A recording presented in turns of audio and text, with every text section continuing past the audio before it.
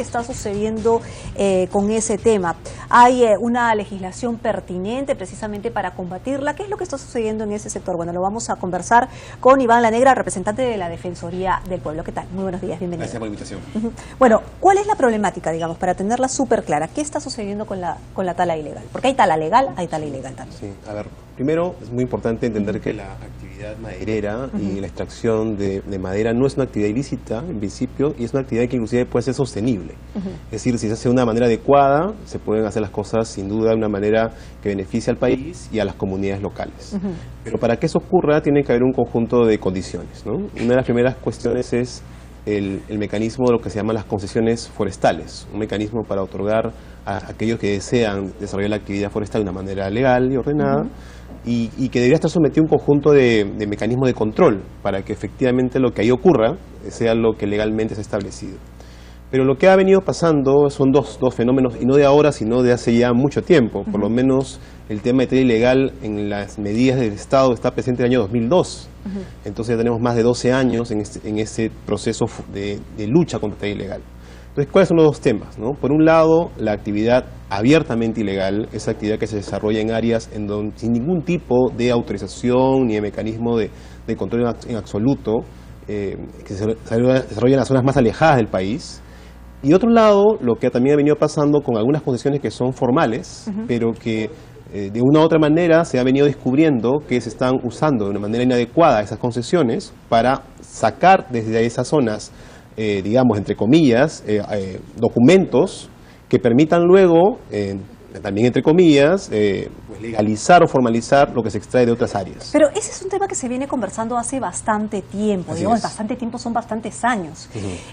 ¿Cómo es que logran hacerlo sin el debido control? ¿Dónde es donde le sacan la vuelta a la normativa? Sí, hay varios puntos, ¿no? Nosotros, en la Defensoría del Pueblo del año 2010, ya habíamos señalado que uno de los problemas que habíamos encontrado, y que hay que decirlo así abiertamente, es un problema de corrupción. Es decir, que en varios puntos de este proceso, habían autoridades que no estaban o realizando las acciones de fiscalización correctas, o que simplemente no tenían los mecanismos de gestión suficientes como para poder hacer las cosas bien. En el caso de corrupción en particular, una de las cosas que se está, digamos, que es claro, es lo que se llama el blanqueamiento de la madera, ¿no? Es decir, autoridades que, bueno, es un tema que hay que investigar a través de autoridades correspondientes, pues recibirían algún tipo de beneficio a cambio de, entre comillas, dejar pasar ese tipo de autorizaciones. El otro punto es el punto de control. Es decir, las zonas en las cuales la madera transita, y también autoridades, que entendemos también evidentemente pueden haber problemas de corrupción, permiten que la madera pase en estos puntos sin establecer ninguna medida de sanción o fiscalización correspondiente. Entonces, si se tiene ya el diagnóstico, porque no es la primera vez que hablamos de este tema, o sea, digamos, ya se tiene el diagnóstico de lo que es lo que está sucediendo, es decir, le están sacando la vuelta a la ley, hay un tema de corrupción, ¿no es cierto?, hay blanqueamiento de madera, entonces, ¿qué estamos esperando? O sea, ¿qué es lo que se tiene que hacer básicamente allí? En esos temas, sí, lo que pasa en muchos de esos temas, como el volumen del problema no había originado al parecer el nivel de atención que otras actividades ilegales como la minería ilegal y el narcotráfico habían pues suscitado, entonces el tema había estado como por detrás en la línea de atención del Estado. Creo que lo ocurrido con Edwin Chota y sus compañeros Ayánicas y su asesinato ha vuelto a colocar el tema en el punto más alto de la agenda. Y creo que esto es también una oportunidad para ser conscientes que muchos de estos problemas tampoco pueden ser vistos solamente como un asunto de tala ilegal, sino que hay problemas más profundos. Es decir, en estas áreas el Estado tiene una presencia muy débil. No es solamente un problema de corrupción, sino que en ocasiones el Estado ni siquiera está presente.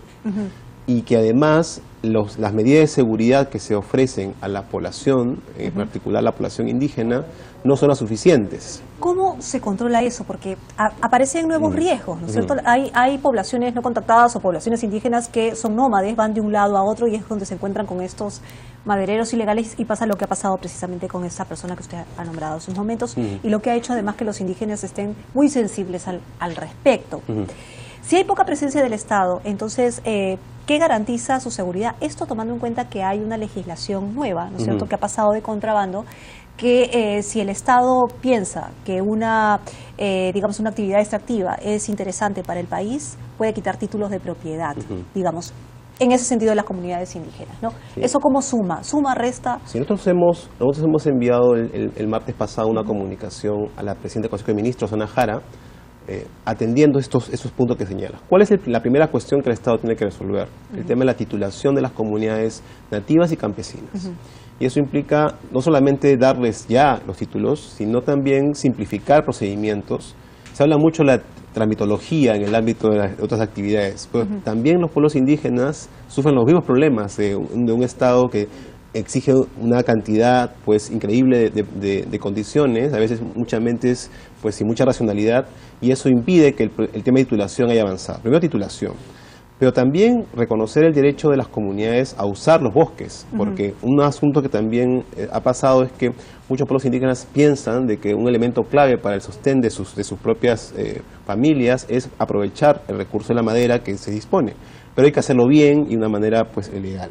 Tercero, todas las medidas orientadas a cautelar de que los derechos de otros, por ejemplo las condiciones forestales, no entren en conflicto con estos títulos. Claro, porque ellos también son legales, digamos, están cumpliendo con el Estado. Y en ese punto, efectivamente, en esta ley, la 30230, esta ley que se dio para la promoción de las inversiones, que requieren una suerte de formalización o regulación de los temas prediales para facilitar el tema de las inversiones, ¿no? Entonces, esta norma ha sido objeto de atención por algunos especialistas señalando que eso podría también afectar las tierras de los pueblos indígenas. Claro, porque de nada sirve darle los títulos de propiedad a los indígenas si después el Estado dice, no, mejor la prioridad es, digamos, una inversión y les van a quitar las tierras. Entonces, sí, por esa razón nosotros le hemos recomendado a la presidenta del Consejo de Ministros que emita un pronunciamiento con este sentido. Como esa ley 3230 de promoción de inversiones no fue objeto de consulta previa y está vigente en el Perú ya desde el año 95 esta obligación de consultar, y hay una ley de consulta previa del año 2011, pues al no haber sido objeto de consulta, nada de lo que está en esa ley puede implicar ninguna modificación, ni alteración, ni directa ni indirectamente, del régimen de propiedad de los pueblos indígenas. Por lo tanto, queda claro de que esa norma no puede entrar en ese campo, y por lo tanto no podría tampoco una reglamentación posterior, ni ninguna norma de desarrollo, ni la gestión orientada a la aplicación de esta ley hacer referencia a la propiedad o a los derechos de los pueblos indígenas. Ahora, ¿qué ha respondido la presidenta del Consejo de Ministros? Aún no, pero sin embargo creo que en este punto, eso también hay que reconocerlo, la presidenta del Consejo de Ministros ha mostrado un liderazgo en el sentido de rápidamente tomar algunas decisiones. Por ejemplo, el nombramiento de un alto comisionado para la lucha contra el ilegal, una persona que además ha reunido ya con nosotros, me parece un gesto importante. Él mismo se ha acercado a la institución, hemos tenido una conversación larga hablando de estos temas. Me parece que eso es importante, pero sobre ese punto en particular esperemos que pronto también tengamos una respuesta. Hemos hablado de la problemática, es decir, puede haber corrupción o puede ser que les están sacando la vuelta a la ley. ¿Hay herramientas? ¿El Estado tiene herramientas para luchar contra la tala ilegal tal cual? Sí tiene herramientas. Lo que ocurre es que eso implicaría, y ahí viene un último tema, que además está muy en línea con cosas que han pasado en estas últimas semanas, que tiene que ver con el papel de los gobiernos regionales. Porque hay que recordar que esta función de las concesiones forestales y el manejo de los bosques fue incluida en la Ley Orgánica de Gobiernos Regionales del año 2002, como una función de los gobiernos regionales. Y que por lo tanto eso ha sido objeto además de transferencia durante los últimos años, ¿no? Entonces, ¿qué encontramos en el 2010? Que esa ha sido una transferencia, como se dice, en papeles. Es decir, simplemente se le ha pasado la función del nivel nacional al nivel regional, pero sin recursos, sin capacidades, sin mecanismos. No funciona. Pero entonces, ¿quién está fiscalizando? Nadie. Claro, tenemos OSINFOR, que es una institución que es parte del Poder Ejecutivo, y tenemos ACERFOR, una entidad nueva que se ha creado para también ver el tema de rectoría, pero es indispensable hacer una reingeniería en el nivel regional. Es decir, reingeniería, recursos, autoridades, capacidades, y además una rectoría fuerte en esos temas, ¿no? Y eso no implica estar en contra de la centralización, pero sí implica entender que sin los recursos y sin un diseño adecuado, lo que puede originar es agravar los problemas de corrupción, agravar los problemas de ineficiencia y hacer más difícil corregir estos problemas que se han venido identificando. Complicada situación. Vamos a esperar en todo caso. Bueno, ya la autoridad está nombrada. ¿Quién es? Es el señor Fulmen, un general de la policía, de sección de retiro, quien pues está liderando este proceso. Ahora, nosotros creemos que además hay que volver a instalar una comisión que existía sobre el tema, darle fuerza, tener una estrategia integrada de estos asuntos que hemos mencionado, y además el tema del plan anticorrupción debería contener unas referencias expresas a estos temas que hemos mencionado para completar, digamos, el cuadro, ¿no? Creo que lo que no puede ocurrir es una mirada parcial, porque si solamente vemos el tema como asunto de represión, no va a resolver el problema, ¿no? Necesitamos una mirada de conjunto con todos estos temas que, como digo, sí están a disposición ya de las autoridades poder atenderlo. Quizás y ojalá no vuelva a necesitar un hecho tan trágico como la muerte de Edwin Chota, para que nuevamente tengamos estos temas en agenda. Muy bien. ¿Cuántos recursos aproximadamente se necesitaría? ¿De cuánto dinero estamos hablando? Mire, aproximadamente. Claro, la tala ilegal se calcula que en los últimos 5 años ha obtenido unos 375 millones de soles, digamos, se calcula de los dineros que se han obtenido. Miren, con un monto de 100 millones de soles se podría empezar un proceso. Empezar un proceso, ¿ya? Pero hay que entender ese tema como un asunto de largo plazo, porque la actividad forestal peruana tiene un enorme potencial. Es decir, lo que hoy en día, mira, se calcula este año vamos a hacer más o menos 140 millones de dólares, lo que se va a obtener de la parte legal, digamos, de la actividad.